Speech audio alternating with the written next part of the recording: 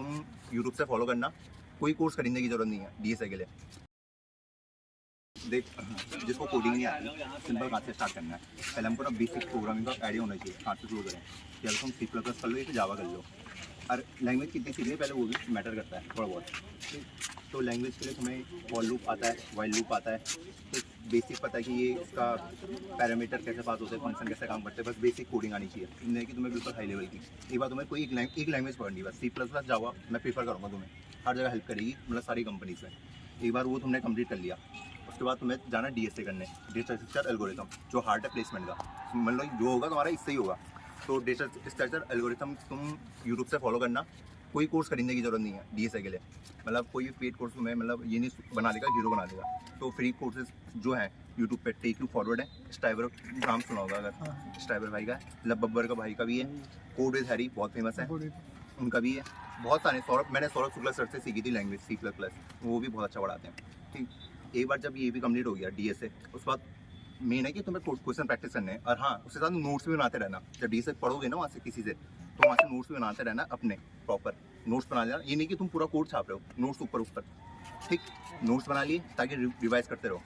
तो डीएसए भी एक पैटर्न में वो वीडियो में पढ़ा देंगे तुम्हें। उसके बाद करना क्वेश्चन प्रैक्टिस। तो पहले कोई प्लेटफॉर्म पकड़ लेना, मैंने तो गिग्स फॉर गिग्स पकड़ा था, बिल्कुल बेसिक वाला। ऐसे नहीं कि तो मैं बिल्कुल हाई लेवल का कोई कुछ पकड़ लो।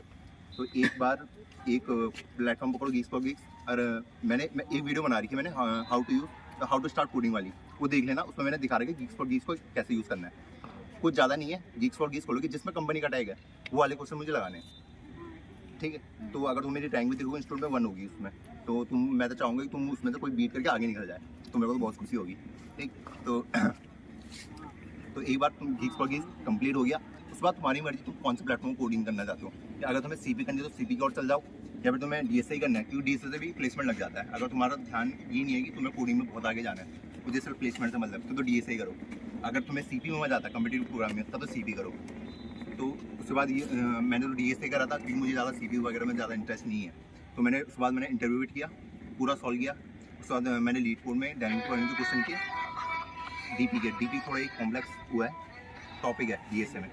तो इस तरीके से तुम्हें कोई प्लेटफॉर्म पकड़ना है, उससे कंप्लीट करना है। स्विच मत करना कि मेरा दोस्त कोड कोर्सेज कर रहा है, वो कोड सैप कर रहा है, वो लीड कोड कर रहा है। अपना प्लेटफॉर्म पकड़ो और उसको लगाओ, यही है स्ट्रेटेजी। अब बाकी अपने प्रोजेक्ट, और उसके लिए भी यूट्यूब में बहुत सारे रिसोर्सेज हैं। कोड विद हैरी है, यूडेमी का कोई कोर्स लेना है 400-500 रुपये का, प्रोजेक्ट के लिए लगते हैं पैसे। प्रोजेक्ट के लिए मैं बोलूँगा कि लगते हैं पैसे, कि हाँ पैसे लगा के तुम कोर्स लेते हो तो 400-500 में बन जाएगा तुम्हारी प्रोजेक्ट, अगर तुम कोर्स भी खरीदते हो। वरना मेगा लिंक वगैरह जो इधर उधर से वो तो मिल ही जाते हैं। तो प्रोजेक्ट ये, और जो तुम्हारे कोर सब्जेक्ट होंगे सीएस के, उनको भी पढ़ना है। जैसे डीबीएमएस हो गया, ओएस हो गया, सीएन हो गया।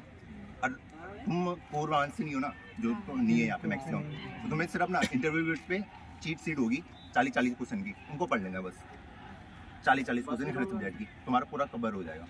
इतना ही है प्लेसमेंट। ठीक है, मैं आ जाऊँगा। अब बाकी सीजीपीए देखो मेंटेन करके रखना। अगर कोई सीनियर कह रहा है तुम्हें कि हो जाएगा 6-7 में भी, कुछ कोई सब देखो बना रहे, जितना हाई सीजीपीए होगा उतनी ज़्यादा पॉजिटिव होगी कि तुम्हारा कंपनी में सिलेक्शन होगा सबसे ज़्यादा। इस बार क्या हुआ था, बहुत ज़्यादा बार ऐसा होता है कि पूरी ब्रांच क्वेश्चन सॉल्व कर लेगी, सिलेक्शन उसका होगा जिसका हाई सीजीपीए होगा। तो इसलिए सीजीपीए हाई करने की कोशिश करना, और कॉलेज लाइफ को भी इंजॉय करना। ये नहीं कि तुम भयंकर 15-15 घंटे बैठ के कोडिंग ही कर रहे हो, एक 4 से 6 घंटे मोर देन एनफ है कोडिंग के लिए। मैं लिटरली बता रहा हूँ, मतलब अगर तुम अभी से अगर 4-6 घंटे तो नहीं बोलूँगा मैं, अभी तुम फर्स्ट ईयर में हो सब, तो अभी तुम 1.5-2 घंटे पे दोगे ना, तुम नेक्स्ट लेवल पहुँच जाओगे फाइनल ईयर आते हैं। और उससे पहले तुम आराम से इंटर्नशिप उठा लोगे। इंटर्नशिप उठाने सबसे ईजी चीज़ है प्लेसमेंट से। तुम कोशिश करना इंटर्नशिप को अभी से टारगेट करो, क्योंकि इंटर्नशिप में कोडिंग बहुत लो लेवल की पूछी जाएगी, सिंपल क्वेश्चन पूछाएंगे, एप्टी वगैरह पूछा जाएगा। तुम IITian हो तो तुम्हें ऑलरेडी पता है कि एप्टी तो हमारी अच्छी है ही। तो पहले टारगेट कर लेना कि मैं इंटर्नशिप में निकल जाए। इंटर्नशिप अगर निकल गई, देखो इंटर्नशिप में 1 लाख रुपये 2 लाख रुपये तक मिलते हैं 1 महीने के। और अगर यहाँ के बच्चों तो 1-2 लाख रुपये तो मतलब कॉलेज में रह के बहुत बड़ी बात है। तो वही कह रहा हूँ कि इंटर्नशिप निकाल देना, ईजी होता है। IIT में बाहर के बच्चों को अपॉर्चुनिटीज़ मिलती है, जो सबसे बेकार चीज़ है। यहाँ अपॉर्चुनिटीज है, उसको पूरा फ़ायदा उठाओ। वो लोगों का इंटर्नशिप सब उठा लेना, जिसका नहीं हुआ वो जाओ प्लेसमेंट में। प्लेसमेंट बहुत हार्ड होता है थोड़ा इसके इंटर्नशिप के मुकाबले, इसलिए थोड़ा भी मेहनत कर लग जाओ, 1.5-2 घंटे कोडिंग करो, आराम से लग जाएगा सबका प्लेसमेंट।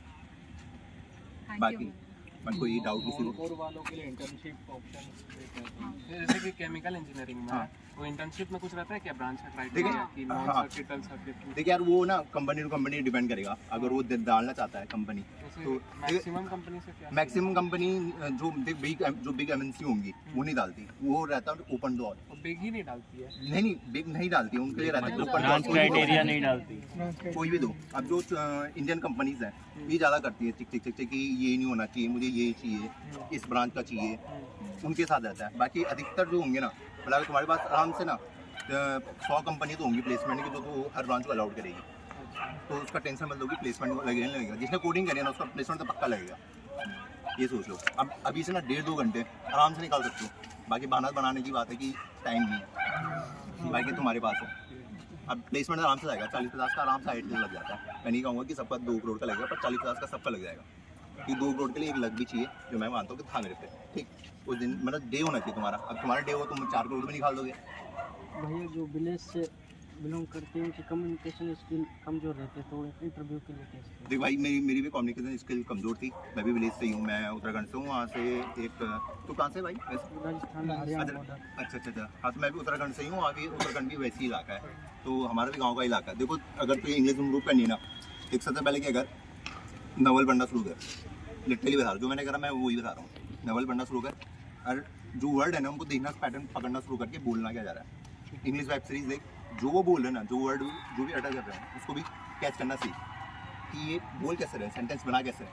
उसके बाद अपने दोस्तों के साथ, तो तेरी क्या बहुत जो इंजीनियरिंग बैकग्राउंड में मैंने मैक्सिमम देखे जो लड़के, उनकी इंग्लिश कमजोर होती है। गलत बोल रहा क्या है ना? तो आपस में करो, थोड़ा बहुत बात करो, फाइनल ईयर आते हैं तो आराम से सुधर जाती है भाई। वेब सीरीज देखना शुरू करो दबा के, इन्हें कि दिन भर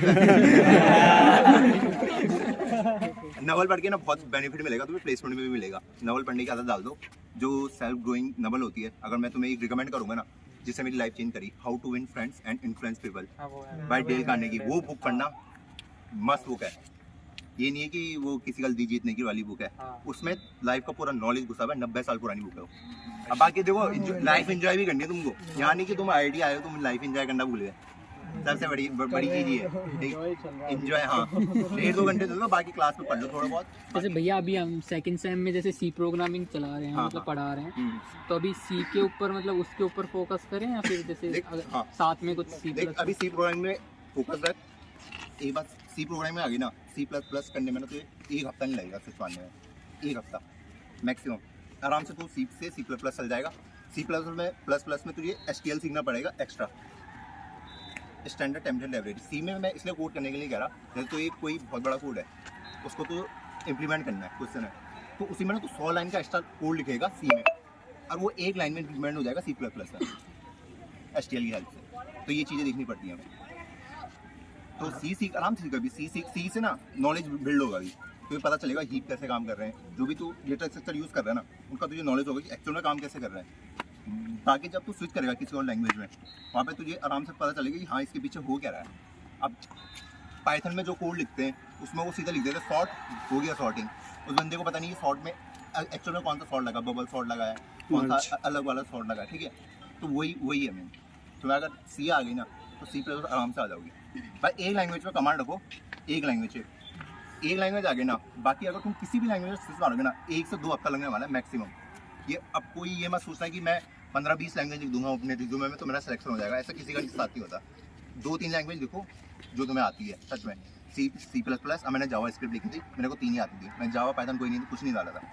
तो 2-3 लैंग्वेज डालो जो तुम्हें आती है। बाकी कोई भी लैंग्वेज सिर्फ बहुत कम टाइम लगता है, 1 से 2 हफ्ता। सबका पैटर्न वही रहता है, सिर्फ सिंटैक्स का डिफरेंस रहता है। जैसे सी में प्रिंटफ लिखते हैं तो उसमें सी आउट लिख देते हैं हम, तो वो उसी का डिफरेंस रहता है बस। पहले सी शुरू करो या C++? तो अभी कोर्स में सी है तो सी सीख आराम से, उसमें सी पे ध्यान दो। सीख ले तो सबसे बेस्ट सौरभ शुक्ला सर है, हिंदी आती है ना सबको। सौरभ शुक्ला उन्होंने तो इतना बेसिक से सिखाया ना सी। सौरभ शुक्ला सर, उनका मतलब 5-6 साल पुराने के लेक्चर है, उन्होंने बहुत बेसिक से सिखा रखा है। बस जो हमारे मन में कॉमन डाउट आता है ना, ये फॉर लूप कैसे काम नहीं कर रहा, इसका कहाँ तक ये जा रहा है, ये सी आउट कैसे प्रिंट हो रहा है, वो बिल्कुल अच्छे से समझाएंगे। मैंने C++ थोड़ा स्टार्ट करा था तो वो सिंटैक्स आ रहे थे इतने बड़े बड़े, तो ऐसा लगता है कि ये कैसे याद होंगे या ये वो कुछ क्या चल रहा है? स्टार्टिंग में सबको दिक्कत होती है। जब मैंने शुरू करा था मैंने बोला ये आई स्ट्रीम है क्या, मेरे तो 12th में भी नहीं थी हाँ, कंप्यूटर मेरी भी नहीं है। हाँ, तो स्टार्टिंग में होगा तुम्हें 1-2 महीने की दिक्कत वो है। ऐसा लगता है ये क्या चल हाँ, रहा ये याद नहीं होगा मुझे, ये लगता होगा तुम्हें, पर प्रैक्टिस करोगे ना आराम से हो जाता है। है? प्रैक्टिस ये मत सोचो कि बाकी बच्चे 12th में पढ़ के आ रहे मैं पीछे हूँ, ऐसा कुछ नहीं होता। आराम से पढ़ोगे आगे, हर चीज़ पालोगे। मैं यही बोलूँगा, थिंकिंग बहुत ज़्यादा इंपॉर्टेंट है। पहले ही बना लो कि हाँ ये टॉपिक मेरी समझ आने वाला है, आराम से आएगा, आ जाएगा। अब बाकी एक थोड़ी एक जिसमें मैं वो करता हूँ काम, जो होगा देखा जाएगा।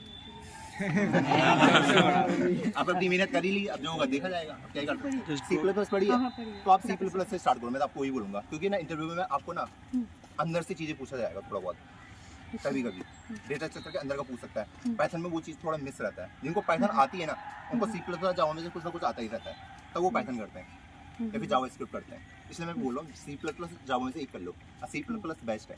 इंटरव्यू आपने किससे मतलब किया, कौन सा क्वेश्चंस आए, किस देखो टॉपिक कोई इंटरव्यू में, देखो मेरी लाइफ का पहला इंटरव्यू था, आज तक मैंने दिया नहीं।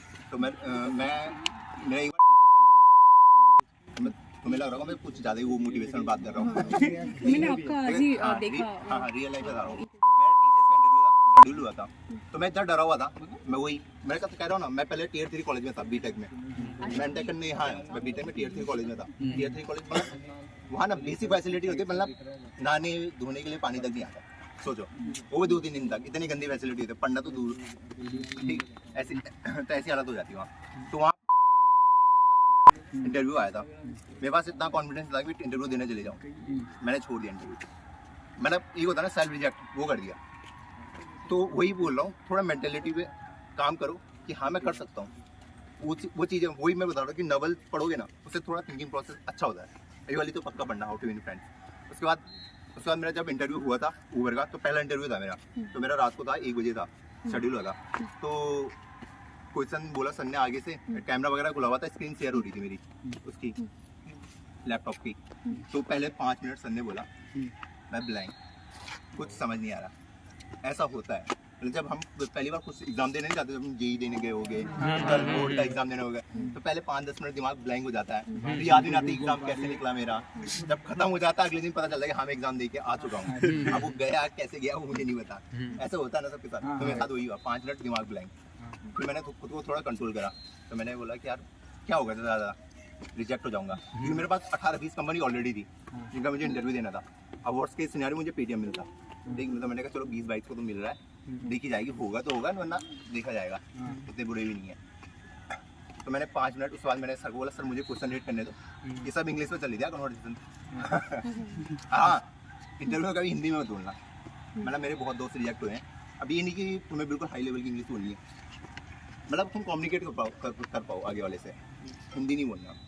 मैं भी डिमोटिवेट नहीं कर रहा हूँ, पर हमारे साथ के बच्चे रिजेक्ट हुए हिंदी की वजह से। तो बात हुई, तो उसके बाद मैंने क्वेश्चन रीड किया, तो उसके बाद मेरा एक क्वेश्चन बन गया। जब एक क्वेश्चन बना तो ऐसा था कि 45 मिनट तुम कितने क्वेश्चन बना सकते हो, इस टाइप का था। तो मैंने 3 क्वेश्चन बना लिए थे, तो 3 क्वेश्चन बन गए तो बहुत बड़ी बात हो जाती है। 45 मिनट अगर 3 क्वेश्चन बना दो, टोटल कितने क्वेश्चंस थे? नहीं एक क्वेश्चन सॉल्व करो, फिर नेक्स्ट क्वेश्चन, हाँ इस टाइप का था। तो मेरे 3 बन गए थे। तो उस बाद मुझे पता था सेकंड राउंड होने वाला है, तो सेकंड राउंड देने गया। फिर उसमें था मेरा सिस्टम डिजाइन था, वही मैं आपको बता रहा था कि डेटा स्ट्रक्चर का अगर नॉलेज होगा तो सिस्टम डिजाइन बनने की जरूरत नहीं पड़ती। तो मैंने बिल्कुल नहीं पढ़ा था सिस्टम डिजाइन, तो उसमें क्लास होती है, उसको पूरा बनाना पड़ता है, 6 फंक्शन थे ऐसे थे। तो हुआ, वो भी मैंने सारी क्लियर कर दी, और मैंने सर को ऑप्टिमाइज कोड दिया, तो सर और वो हो गए थे इम्प्रेस। तो साथ थर्ड था मेरा HR प्लस प्रोजेक्ट। तो HR में प्रोजेक्ट में तो मैंने अपना प्रोजेक्ट बताया ब्लॉकचेन वाला। HR वही basic question, where do you see yourself next 5 year, वो आंसर याद कर रखे थे अपने तरीके से। यही तो करते सब, वो तुम्हें सब इंटरव्यू में मिल जाएंगे। ये नहीं कि तुम डायरेक्ट वही कॉपी कर दो, थोड़ा सा अपना खुद से थोड़ा मॉडिफाई करो। जब अपना इंट्रो लिखोगे ना तुम, अभी मैं इंट्रो वाली एक वीडियो लाऊंगा कैसे मैं इंट्रो बनाना तुम्हें। मैं जैसे मैंने जब भी तुम कुछ भी बता रहे हो हॉबी इंट्रो में कि मुझे क्रिकेट खेलना पसंद है इंट्रो में, तो उसको कोई मतलब है? अगर तेरे को आज कोई जॉब लेके आ रहा है तो बोले मुझे क्रिकेट खेलना पसंद है इंट्रो में, मतलब उसको क्या फायदा हुआ उससे? कुछ कंपनी को कुछ फायदा नहीं है ना। तो अपनी हॉबी भी बतानी है, उसके साथ तुम मुझसे क्या सीखे हो वो भी बताना है कि मुझे क्रिकेट खेलना पसंद है, उससे मुझे मेरे अंदर लीडरशिप और टीम में काम करने की एबिलिटी आई है। इस तरीके से आंसर फ्रेम होते हैं। मतलब मैं तो अपने बेटा का टाइम वेस्ट करता हूँ, भले मैं वहाँ था पर मैं मिस करता हूँ कि अब तो हमारा लगभग ओवर हो चुका है कॉलेज। 2-3 महीने बाद कॉलेज खत्म, उसका कॉर्पोरेट लाइफ शुरू। और ये वाला फेज ना सबको याद आता है। या तुमको स्कूल भी याद आता होगा, यार स्कूल में कितने मजा आते है ना, तो मुझे कॉलेज याद आएगा वैसे ही। तो यही है। अरे अपने 2-3 दोस्त बनाओ, ये साथ तुम बैठ के कोल्ड डिगोगे, तो अपना वो बनाओ 2-3 दोस्तों का जो भी तुम्हारा ग्रुप है, और उनके साथ ये कम्पीट करो आपस में। जेलिसी वाली भावना नहीं कह रहा हूँ, कम्पीट करो। जेलिसी भी है भी ना तो दोस्तों के बीच में, तुम्हें ऊपर ही लेके जाने वाला, नीचे लेके नहीं जाएगा। अगर जेलिसी तुम्हें है कि टाइम पास करने में कि चलो भाई ये टाइम पास कर, मैं भी टाइम पास कर रहा, तो दोनों का टाइम वेस्ट हो रहा है। जेलिसी अगर पढ़ाई में तो तुम सबको ऊपर लेके जाएगा। तो ये बहुत ज्ञान हो गया आज। भैया सही बात है। ऑल द बेस्ट एंड मचाते रहो।